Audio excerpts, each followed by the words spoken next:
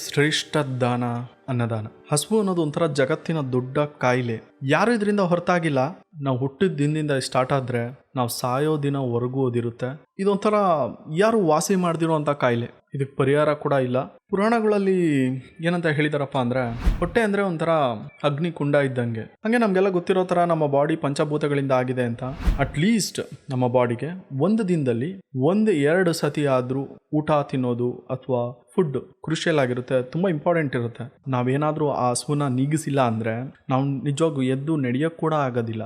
ಅದಕ್ಕೋಸ್ಕರ ಅಗ್ನಿಕುಂಡನ ಸಮಾಧಾನ ಮಾಡೋದಿದೆಯಲ್ಲ, ಅಂದ್ರೆ ಹೊಟ್ಟೆನ, ಆ ಹಸುವನ್ನ ತುಂಬಾ ಒಂದು ಇಂಪಾರ್ಟೆಂಟ್ ಟಾಸ್ಕ್ ಅದು ಜೀವನದಲ್ಲಿ.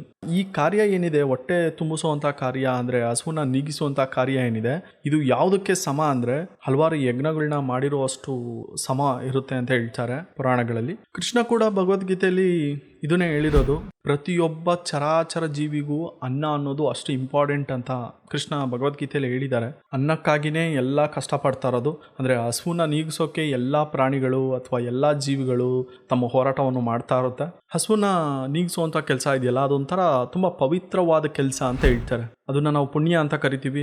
ಒಬ್ಬರಿಗೆ ದಾನ ಮಾಡೋದಾಗಿರ್ಬೋದು, ಊಟ ಕೊಡೋದಾಗಿರ್ಬೋದು, ಅಥವಾ ನಾವು ಹೊಟ್ಟೆ ತುಂಬಿಸ್ಕೊಳೋದಾಗಿರ್ಬೋದು ತಿಂದು, ಅದೊಂದೆಲ್ಲ ಪುಣ್ಯ ಕೆಲಸನೇ. ಅದು ಬರೀ ಮನುಷ್ಯರಿಗೆ ಮಾತ್ರ ಅನ್ನದಾನ ಮಾಡಿ ಪುಣ್ಯ ಸಂಪಾದನೆ ಮಾಡ್ಬೋದು ಅನ್ನೋದೇ ಇಲ್ಲ.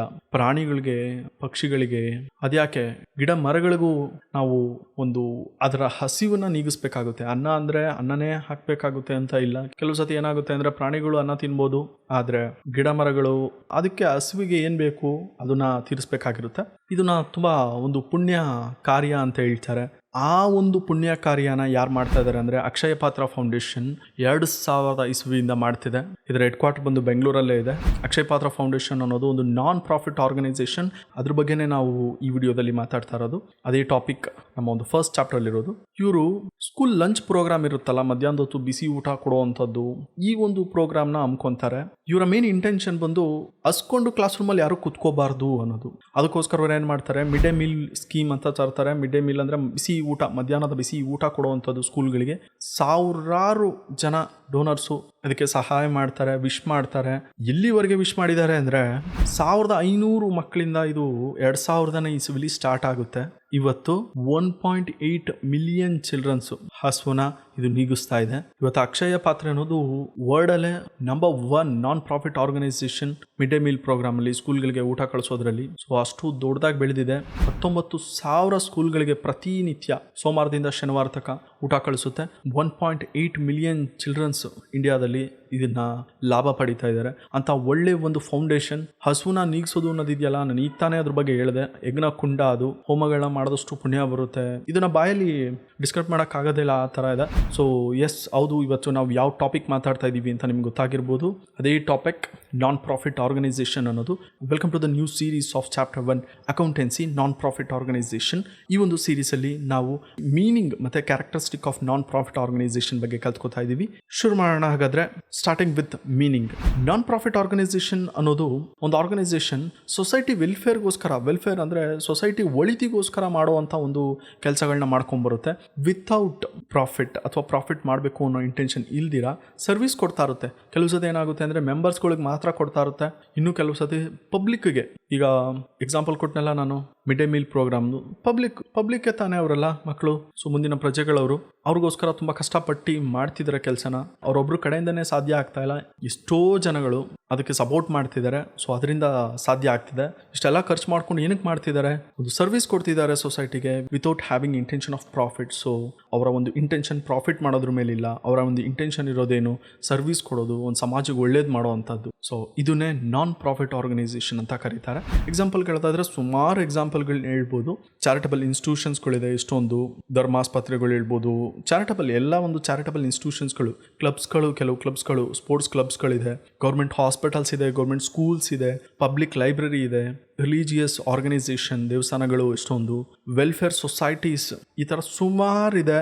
ಈ ಎಲ್ಲ ಒಂದು ಎಕ್ಸಾಂಪಲ್ಸ್ ಏನು ಹೇಳ್ತಾ ಇದ್ದೀವಿ, ಈ ಎಲ್ಲ ಒಂದು ಎಕ್ಸಾಂಪಲ್ಗಳಿಗೂ ಪ್ರಾಫಿಟ್ ಮಾಡಬೇಕು ಅನ್ನೋ ಇಂಟೆನ್ಷನ್ ಇಲ್ಲ. ಅದಕ್ಕೆ ನಾನು ಬೆಸ್ಟ್ ಆಗಿರೋನ್ನ ತಗೊಂಡೆ. ತುಂಬ ಒಳ್ಳೆ ಕೆಲಸ ಮಾಡ್ತಾ ಇರೋದು, ಅನ್ನದಾನ ಮಾಡ್ತಾ ಇರೋ ಅಂತ ಅಕ್ಷಯ ಪಾತ್ರ ಫೌಂಡೇಶನ್ ಅವರ ಒಂದು ಕೆಲಸನ ನಾನು ತುಂಬ ಶ್ಲಾಘಿಸಬೇಕು.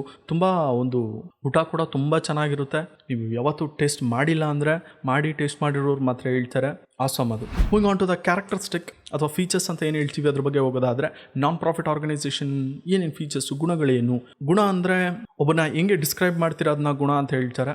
ಸೊ ಬುಕ್ನ ಹೆಂಗೆ ಡಿಸ್ಕ್ರೈಬ್ ಮಾಡ್ತೀರಾ, ಕಣ್ಮುಚ್ಕೊಂಡು ಮುಟ್ಬೇಕಾದ್ರೆ ನಿಮಗೆ ಬುಕ್ ಅಂತ ಹೆಂಗೆ ಗೊತ್ತಾಗುತ್ತೆ, ಪೇಜ್ ಇರುತ್ತೆ, ಬುಕ್ ಥರ ಇರಬೇಕು ಅಂದರೆ ಅದಕ್ಕೊಂದು ಶೇಪ್ ಇರುತ್ತೆ, ಸೊ ಅದನ್ನು ಬುಕ್ ಅಂತ ಹೇಳ್ತೀವಿ. ಹಾಗೇನೆ ಇದನ್ನು ನಾನ್ ಪ್ರಾಫಿಟ್ ಆರ್ಗನೈಸೇಷನ್ ಅಂತ ಹೆಂಗೆ ಡಿನೋಟ್ ಮಾಡ್ತೀರಾ ಅನ್ನೋದಾದರೆ ಫೀಚರ್ಸಲ್ಲಿ ಡಿನೋಟ್ ಮಾಡ್ತೀವಿ. ಸೊ ಆ ಫೀಚರ್ಸ್ಗಳು ಯಾವ್ಯಾವು ಅಂದರೆ, ಇವರು ಹುಟ್ಕೊಂಡಿರೋದು ಸರ್ವಿಸ್ ಪ್ರೊವೈಡ್ ಮಾಡೋಕ್ಕೆ, ಎಜುಕೇಷನ್ ಇರ್ಬೋದು, ಹೆಲ್ತ್ ಇರ್ಬೋದು, ಸ್ಪೋರ್ಟ್ಸ್ ಬಗ್ಗೆ ಇರ್ಬೋದು, ಮಿಡ್ ಡೇ ಮೀಲ್ ಇರ್ಬೋದು, ಈ ಥರ ಬೇಜಾನಿದೆ.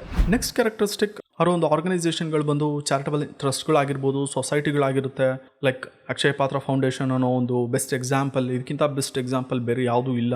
ಆಮೇಲೆ ಇವರ ಒಂದು ಅಫೇರ್ಸ್ ಅಂದರೆ ಇವರ ಆ್ಯಕ್ಟಿವಿಟೀಸ್, ಇವರು ಹಣಕಾಸು ಅದು ಇದು ಒಂದು ಏನು ಮೇಂಟೈನ್ ಮಾಡ್ತಾರೆ ಅದನ್ನೆಲ್ಲ ಯಾರು ಮೇಂಟೈನ್ ಮಾಡ್ತಾರೆ ಅಂದರೆ ಮ್ಯಾನೇಜಿಂಗ್ ಕಮಿಟಿ ಇರುತ್ತೆ. ಆ ಮ್ಯಾನೇಜಿಂಗ್ ಕಮಿಟಿ ಅದನ್ನೆಲ್ಲ ನೋಡ್ಕೊತಾ ಇರುತ್ತೆ, ಆ ಆ್ಯಕ್ಟಿವಿಟೀಸ್ನೆಲ್ಲ. ಈ ಕೆಲಸ ಮಾಡೋಕ್ಕೆ ನೋಡ್ಕೋಬೇಕಲ್ಲ ಯಾರಾದರೂ. ಹಾಗಾದರೆ ಇಷ್ಟೆಲ್ಲ ಕೆಲಸ ಮಾಡೋಕ್ಕೆ ಎಲ್ಲಿಂದ ಇನ್ಕಮ್ ಬರುತ್ತೆ? ಇನ್ಕಮ್ ಎಲ್ಲಿಂದ ಬರುತ್ತೆ ಅಂದರೆ ಸಬ್ಸ್ಕ್ರಿಪ್ಷನ್, ಮೆಂಬರ್ಸ್ಗಳು ಇರ್ತಾರಲ್ಲ ಅವ್ರ ಕಡೆಯಿಂದ ಫೀಸ್ಗಳು ಬರ್ತಾ ಇರುತ್ತೆ, ಡೊನೇಷನ್ಗಳು ಬರ್ತಾ ಇರುತ್ತೆ. ದಾನಿಗಳು, ಸಾವಿರಾರು ದಾನಿಗಳು ಡೊನೇಷನ್ ಮಾಡ್ತಿದ್ದಾರೆ ಅಕ್ಷಯ ಪಾತ್ರ ಫೌಂಡೇಶನ್ಗೆ. ಸೊ ಅದೇ ಥರ ಅದ್ರ ಲಾಭ ಎಷ್ಟು ಜನ ಪಡೀತಿದ್ದಾರೋ ಗೊತ್ತಿಲ್ಲ, ಬಟ್ ಅದಕ್ಕೆ ದಾನ ಬರ್ತಾ ಇರೋದ್ರಿಂದನೇ ಅದು ಅಷ್ಟು ಒಂದು ಕೆಲಸಗಳನ್ನ ಮಾಡ್ತಾ ಇರೋದು. ಗೌರ್ಮೆಂಟಿಂದ ತುಂಬ ಎಕ್ಸಂಪ್ಷನ್ ಎಲ್ಲ ಸಿಗುತ್ತೆ, ಮತ್ತು ಗ್ರ್ಯಾಂಟ್ಸ್ಗಳು ಬರ್ತಾ ಇರುತ್ತೆ, ಗೌರ್ಮೆಂಟ್ಸಿಂದ ಸಿಗ್ಬೋದು.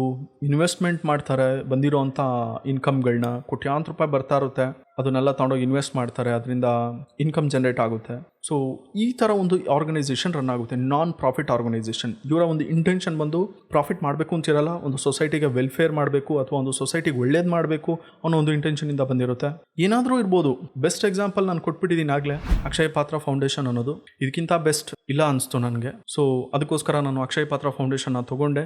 ಊಟ ಅನ್ನೋದು ಅಷ್ಟು ಇಂಪಾರ್ಟೆಂಟ್, ಅದೇ ಥರ ಅವರು ಅದನ್ನು ಸ್ಯಾಟಿಸ್ಫೈ ಮಾಡ್ತಿದ್ದಾರೆ. ಈ ಒಂದು ವಿಡಿಯೋನ ಮುಗಿಸೋಕ್ಕಿಂತ ಮುಂಚೆ ಒಂದು ಕತೆ ಹೇಳ್ಬಿಡ್ತೀನಿ. ಕೃಷ್ಣ ಮತ್ತು ಸುಧಾಮ ಕತೆ ಕೇಳಿರ್ತೀರಾ. ಈ ಒಂದು ಸಿಚುವೇಶನ್ಗೆ ತುಂಬ ಹತ್ತಿರ ಇದೆ ಅಂತ ಅನ್ನಿಸ್ತು, ಸೊ ಅದಕ್ಕೆ ಹೇಳ್ತೀನಿ. ಸುಧಾಮ ಮತ್ತು ಕೃಷ್ಣ ತುಂಬ ಕ್ಲೋಸ್ ಫ್ರೆಂಡ್ಸ್. ಅವ್ರು ಚಿಕ್ಕ ವಯಸ್ಸಲ್ಲಿ ತುಂಬ ಚಡ್ಡಿ ದೋಸ್ತು ಅಂತಾರಲ್ಲ ಆ ಥರ ಇರ್ತಾರೆ ಅಂತೆ. ಬೆಳೀತಾ ಬೆಳೀತಾ ಕೃಷ್ಣ ಬೇರೆ ಕಡೆ ಹೋಗಿ ಅಲ್ಲಿ ಆರಾಮಾಗಿರ್ತಾರೆ, ಯಾಕಂದರೆ ರಾಜರಾಗಿರ್ತಾರೆ. ಬಟ್ ಈ ಸುಧಾಮ ಅವರ ಒಂದು ಊರಲ್ಲೇ ಬಡವನಾಗಿ ಉಳ್ಕೊಂಬಿಟ್ಟಿರ್ತಾನೆ. ಮತ್ತು ಬಡವ ಬ್ರಾಹ್ಮಣ, ಅವರ ಒಂದು ಏನು ಕೆಲಸ ಇರುತ್ತೆ ಅದನ್ನೇ ಮಾಡಿಕೊಂಡು ಜೀವನ ಸಾಗಿಸ್ತಾ ಇರ್ತಾರೆ. ಚಿಕ್ಕ ವಯಸ್ಸಲ್ಲಿ ಸ್ನೇಹಿತರಾಗಿದ್ರಲ್ಲ, ಮೀಟ್ ಮಾಡಬೇಕಲ್ಲ ಒಂದ್ಸತಿ ಆದರೂ ಅಂದ್ಬಿಟ್ಟು ಒಂದ್ಸತಿ ಕೃಷ್ಣನ ಅರಮನೆಗೆ ಮೀಟ್ ಮಾಡೋಣ ಅಂತ ಸುಧಾಮ ಬರ್ತಾನೆ. ಒಂದು ಮುಷ್ಟಿ ತುಂಬ ಅವಲಕ್ಕಿ ಕಟ್ಕೊಂಡು, ಅಷ್ಟೇ ಒಂದು ಮುಷ್ಟಿ ತುಂಬ ಅವಲಕ್ಕಿ ಕೊಟ್ಕೊಂಡು, ಯಾಕೆಂದರೆ ಬಡವರು. ಅವನ್ನ ನೋಡೋಣ ಕೃಷ್ಣನ ಅಂತ ಬರ್ತಾನೆ. ಕೃಷ್ಣನ ಅರಮನೆ, ಕೃಷ್ಣ ಅಲ್ಲಿ ಕೂತಿರೋದು ನೋಡಿ ಕೃಷ್ಣನ ಮಾತಾಡಿಸ್ತಾನೆ. ಕೃಷ್ಣನ ಮಾತಾಡಿಸಿ ಸರಿ ನಾನು ಬರ್ತೀನಿ ಅಂತ ಹೊರಡಕ್ಕೆ ಸಿದ್ಧ ಆಗ್ತಾನೆ. ಬಟ್ ಆ ಕೃಷ್ಣನ್ಗೆ ಎಲ್ಲ ಗೊತ್ತಿರುತ್ತಲ್ಲ ಕಾಮನ್ ಆಗಿ. ಸೊ ನೀನು ನನಗೇನೋ ಕೊಡೋದನ್ನ ಮರ್ತಿದ್ಯಾ ಅಂತ ಕೇಳ್ತಾನೆ. ಇಲ್ಲ ಏನಿಲ್ಲ, ಇಲ್ಲ ಕೊಡು ಅಂತ ಕೇಳಿ ಆ ಅವಲಕ್ಕಿ ಪೊಟ್ಟಣ ಇಸ್ಕೊತಾನೆ. ಕೃಷ್ಣ ಅಷ್ಟೆಲ್ಲ ಅಷ್ಟು ದುಡ್ಡು ಶ್ರೀಮಂತ ಅಥವಾ ಹಣಕಾಸು ಇದ್ರೂ ಕೂಡ ಆ ಒಂದು ಬಡವ ತಂದಿರೋ ಅಂತ ಒಂದು ಅವಲಕ್ಕಿನ ಈಸ್ಕೊಂಡು ಸೇವಿಸ್ತಾನೆ. ಮತ್ತೆ ರುಕ್ಮಿಣಿಗೂ ಕೊಟ್ಟು ಚೆನ್ನಾಗಿದೆ ಅಲ್ಲ ಅಂತ ಹೇಳಿ ಕಳಿಸ್ತಾನೆ. ಯಾವಾಗ ಈ ಒಂದು ಅವಲಕ್ಕಿ ತಿಂದು ಕೃಷ್ಣ ತುಂಬಾ ಸ್ಯಾಟಿಸ್ಫೈ ಆಗ್ತಾನೆ, ಹರಿಸ್ತಾನೆ ಸುಧಾಮಗೆ. ಸುಧಾಮ ಕಷ್ಟದಲ್ಲೇ ಇರ್ತಾನೆ, ಬಿಕಾಸ್ ಅವನು ಬಡವ ಆಗಿರ್ತಾನೆ. ಅವನು ಮನೆಗೆ ಹೋಗೋ ಅಷ್ಟರಲ್ಲಿ ಅವನ ಗುಡಿಸ್ಲು ಅರಮನೆ ಆಗ್ಬಿಟ್ಟಿರುತ್ತೆ, ದೊಡ್ಡ ಬಂಗ್ಲೆ ಆಗ್ಬಿಟ್ಟಿರುತ್ತೆ, ಮನೆ ತುಂಬಾ ದನಕರುಗಳಿರುತ್ತೆ. ಸೊ ವಿತೌಟ್ ಇಂಟೆನ್ಷನ್ ದಾನ ಮಾಡಿ ಅಥವಾ ರಿಟರ್ನ್ ಬರುತ್ತೆ ಅನ್ನೋದು ತಲೆಯಲ್ಲಿ ಇಟ್ಕೊಂಡಿದ್ದೀರಾ. ನೀವು ಏನಾದರೂ ಬೇರೆಯವ್ರಿಗೆ ಒಳ್ಳೇದು ಮಾಡಿದ್ರೆ ಅದು ಒಳ್ಳೇದಾಗುತ್ತೆ. ನೀವೇನೋ ಒಳ್ಳೇದಾಗುತ್ತೆ, ಇವ್ರಿಗೆ ನಾನು ಒಳ್ಳೇದು ಮಾಡಿದ್ರೆ ಪುಣ್ಯ ಬರುತ್ತೆ, ನಾನು ಇವ್ರಿಗೆ ಒಳ್ಳೇದು ಮಾಡಿದ್ರೆ, ಅಥವಾ ಫೋಟೋ ತೆಗೆಸ್ಕೊಂಡು ವಾಟ್ಸಪ್ಪಲ್ಲಿ ಫೇಸ್ಬುಕ್ಕಲ್ಲಿ ಸ್ಟೇಟಸ್ ಹಾಕೊಬೋದು ಅನ್ನೋಕ್ಕೋಸ್ಕರ ಏನಾದರೂ ಮಾಡ್ತಿದ್ರೆ ದಯವಿಟ್ಟು ಮಾಡಬೇಡಿ. ಅದು ಯಾವುದು ಒಳ್ಳೇದಾಗಲ್ಲ. ಒಳ್ಳೇದಾಗಬೇಕು ಅಂದರೆ ನಿಮ್ಮ ಮನಸ್ಸಿಂದ ಒಳ್ಳೇದಾಗಲಿ ಅಂತ ಮಾಡಿ, ಅದರಿಂದ ರಿಟರ್ನ್ ಬರಲ್ಲ ಅಂದರೂ ಮಾಡಿ, ಅದು ನಿಮ್ಮನ್ನು ಯಾವತ್ತೂ ಕಾಯುತ್ತೆ. ಸುಧಾಮ ಹಾಗೆ ಕಷ್ಟದಲ್ಲಿದ್ದಾಗ ಕೃಷ್ಣ ಹೆಂಗೆ ಹೆಲ್ಪ್ ಮಾಡ್ದ? ಕೃಷ್ಣ ಅಂತಾನೆ ಅಲ್ಲ, ಎಲ್ಲರಲ್ಲೂ ದೇವ್ರಿರ್ತಾನೆ. ಸೊ ಎಲ್ಲರಿಗೂ ಒಳ್ಳೇದು ಮಾಡಿ. ಅಟ್ಲೀಸ್ಟ್ ಒಳ್ಳೇದು ಮಾಡೋಕ್ಕಾಗಿಲ್ಲ ಅಂದರೂ ಪರವಾಗಿಲ್ಲ, ಯಾರಿಗೂ ಕೆಟ್ಟದಂತೂ ಮಾಡೋಕ್ಕೋಗಬೇಡಿ. ನಿಮ್ಮ ಕೈಯಲ್ಲಾದಷ್ಟು ಒಳ್ಳೇದು ಮಾಡಿ. ದೇವ್ರು ನಿಮಗೆ ಒಂದಲ್ಲ ಒಂದು ರೀತಿಲಿ ನಿಮಗೆ ಏನು ತಲುಪಿಸ್ಬೇಕೋ, ನಿಮ್ಮ ಅಟ್ಲೀಸ್ಟ್ ನಾನು ಅದನ್ನು ಬಿಲೀವ್ ಮಾಡ್ತೀನಿ, ನಮ್ಮ ಅಕೌಂಟ್ ಅಂತ, ಆ ಒಂದು ಅಕೌಂಟಿಗೆ ಏನು ತಲುಪಿಸ್ಬೇಕೋ ಆ ಅಕೌಂಟಿಗೆ ದೇವರು ಆ ಒಂದು ಪುಣ್ಯ ಕರ್ಮ ಪಾಪ ಇದೆಲ್ಲ ನೋಡಿಕೊಂಡು ನಿಮ್ಗೇನು ಕೊಡಬೇಕು ಅದನ್ನು ಕೊಡುತ್ತೆ. ನೀವೆಲ್ಲೇ ಇರಿ, ಹೇಗೆ ಇರಿ, ಸುಮಾರು ಲಕ್ಷಾಂತರ ರೂಪಾಯಿ ದುಡ್ಡು ಮಾಡಿ ನೆಮ್ಮದಿಯಾಗಿರಲ್ಲ ಅಥವಾ ಆರೋಗ್ಯನೇ ಇರಲ್ಲ. ಕೆಲವರು ಏನೂ ದುಡ್ಡಿರಲ್ಲ, ಏನಿಲ್ಲ, ಆರೋಗ್ಯವಾಗಿ ಇರ್ತಾರೆ, ಚೆನ್ನಾಗಿರ್ತಾರೆ. So it depends. ಆದಷ್ಟು ಒಳ್ಳೇದು ಮಾಡಿ. ಏನೋ ಬರುತ್ತೆ ಅನ್ನೋ ಎಕ್ಸ್ಪೆಕ್ಟೇಷನಿಂದ ಏನೂ ಕೊಡಬೇಡಿ. ಸೊ ಆ್ಯಸ್ ಯೂಶ್ವಲ್ ಇಲ್ಲಿಗೆ ಈ ವಿಡಿಯೋ ಮುಗಿಸ್ತಾ ಇದ್ದೀವಿ. ನಿಮ್ಗೇನಾದರೂ ಈ ವಿಡಿಯೋ ಇಷ್ಟ ಆಗಿದ್ರೆ ಲೈಕ್ ಮಾಡಬೇಕು, ಚೆನ್ನಾಗಿ ಶೇರ್ ಮಾಡಿ, ಎಲ್ಲರಿಗೂ ರೀಚ್ ಆಗಲಿ. Click to watch the next series. Thank you for tuning in. See you in the next series. Bye.